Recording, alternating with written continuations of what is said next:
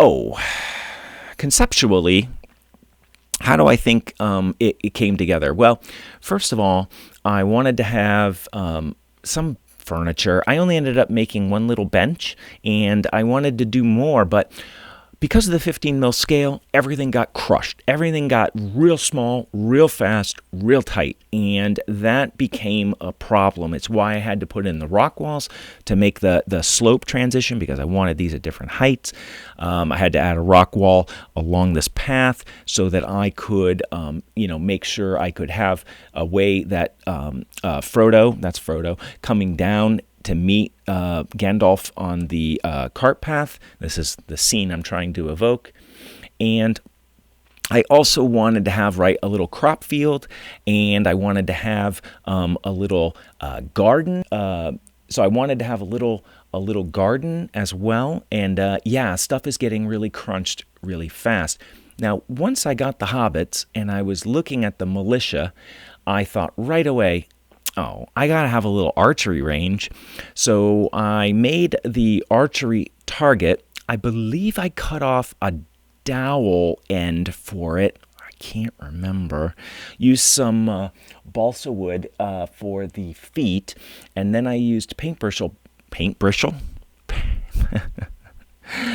brushes for the shafts, and then I used some leaf flake for the fletching and just gently glued them in place, and then gently painted them. And it's weird. That little archery piece right there is, I think, the favorite part of this entire display. I don't know why. It just feels cute to me. It adds a sense of real scale to it for some reason. Oh, and a final comment before I go too much further. I painted these minis very quick. It was just like a paint and a dip, no highlights. So I can paint miniatures better than this, but, it's 15 mil, and I was in a rush, and so that's how it ended up. Broad conceptions. Here are the scenes that I was trying to evoke. Here is Frodo. This is the scene where Gandalf is arriving in his cart, and Frodo comes down the hill to greet him. And so that was the theme I wanted to focus on for the piece. That scene, if I only had this, I think it works great. This was a great miniature from Essex. Very close. I had to do some sculpting on Gandalf, but I really liked it. And when I watched the movie screenshot of it, I was like, hey, it's pretty close. Not perfect, but it's pretty close. But this is not the focal point of this scene. This is like a little add-on on the end here, and it's not the main emphasis of the scene. So in that sense, I failed because I wanted to title it Frodo Greets an Old Friend. I knew that was going to be my focus, but I wanted to keep the path from getting in the way. How am I going to do all this other stuff if the path comes right through the middle? So I have to rethink how I would go about laying this out in the future, because it fails on making this the emphasis, which should have been the objective. The other thoughts of sort of concept is that I had this miniature and I thought, he looks just like Bilbo, but he was carrying like a walking cane or something like that. And when I cut off that cane, I modified Frodo, and I think those are the only two miniatures besides Gandalf I really did any modifications to. And I thought I'd have him leaning up against a tree. And then I thought, oh God, you know what? If I have him grabbing the door handle, I don't have to make a door handle. And when I glued him in place, his foot is lifted up here. And I thought, and then on second thought, I thought maybe it was giving it a little sense of motion, like he's stepping out of his home. And I was like, okay. And over on this end, I thought of, first of all, where the hell are these guys going to shoot their arrows and not be freaking out everybody nearby? Like, what the hell are you doing? And so this was the only spot I could figure I could squeeze in an archery target. And then I thought, I'll put this guy here like he's coming out of his house. Like, what the hell are you doing shooting in front of my house? You're going to step on my garden, whatever. That was my thinking there. Now, a couple other issues that are a problem, and this is educational for you. I'm going to always criticize my own work, but I point it out because you should understand where I went wrong, I think. At least I want to understand it better. This is the wrong place for these crops. They really check up the eye before you can get into seeing the home behind it, the archers, all of that. Now, the angle of view helps to ameliorate that because you're normally going to be viewing it when it's on a table from this angle. So it helps to frame this area, but it's too strong. It's too big. It's too tall. It's too much in the front. Again, space. Where the hell was I going to put it? I don't know. I could have figured out maybe put it in the back over here somewhere. That would have been an option. The second thing, or the next thing, or one of the things, was this bramble hedge here in the front. I really wanted to have something fill this ridge that didn't just feel like the front of the display was just falling forward, like, like what was going on here? And I wanted to create a little border to help frame the path, but I didn't want to use this. It's the only material I had that really kind of had a nice hedgy feel, and I definitely did not want to use this blue. This is supposed to be like heather. It's too strong of a color, and again, it's causing your eye to check up as you start to enter it visually into the display. I really wanted this just be some kind of a very muted green, something very non-obtrusive, and I didn't have anything like that. And that told me right away that from now on, I need to really consider making more of my own foliage because I don't have, and I have a lot of stuff, and I don't have anything that would fill that role. So I need to just make it. And that's the way it's going to be going forward. Final thoughts on it. I was really pleased with it overall. I think it feels fun. I was pretty happy with it, impressed that I got it done on time, and learned a lot from it. I think it feels like an interesting scene. I almost wanted another Hobbit coming down the path, but it starts to get a little busy. So I don't know. I felt, happy with it overall. So this plaque is from plaquemaker.com. I just looked online, found a couple people who would do a little etched brass plate, and I sent them the graphic, and I'm going to show you the graphic here right now.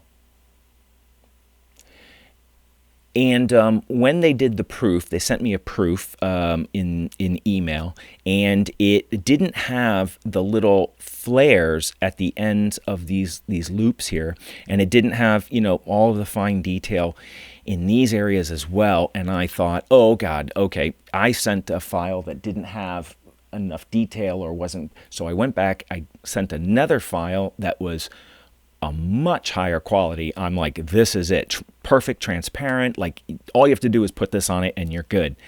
I had it even 100% to scale. And in the first email, they said it was going to be on a 4-inch plate, which is the default. Me. I'm like bubbly and happy and just like, oh, great. You know what, though? Can I just make sure it's on a 3-inch plate? And you know what? Here, I'm going to send you a better file. And they sent me an email that said, I'll send proof soon. Period. And then they sent the proof, and it was like, here's the proof, 3-inch plate. Like, that's it. Like, literally one sentence. No comment about my second file that I sent. And the proof was identical to the first. So I said, screw it. I'm going to go with it. I'm running out of time. And to their credit, this matches the proof exactly. But it doesn't match my graphic. Their communication was terrible.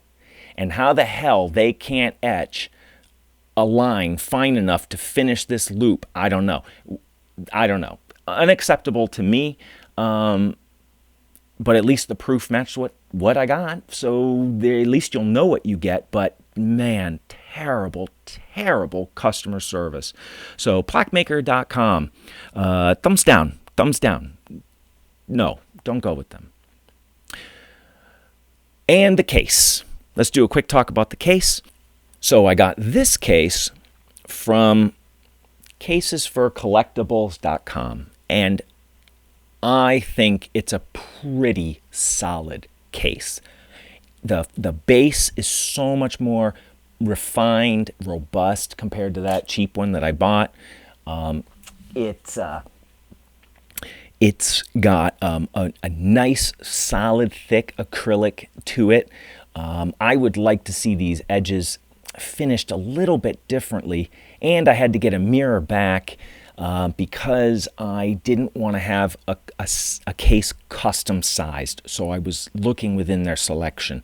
Now, I do think the case is awesome. They give great instructions on how to care for it. Get some acrylic cleaner, watch out for scratches. They have like a whole thing that comes with the case about, making sure you take care of it. It feels robust. I really love this base plate. So all said and done, I would recommend Cases for Collectibles, and they'll custom make cases for you as well. Problem with this case that's on me is that I should have made it, I should have bought one that's taller. When you come up to look, this angle just craps out the whole view when you're looking at it from, anywhere like this. It just bisects it right away. So you either have to come down and look like this, which is cool because it's kind of the perspective of the hobbits, or you can come up and you can look down on it, which is kind of cool because that's the giant perspective, like, oh, look at the little people. But any other angle is totally ruined by that line.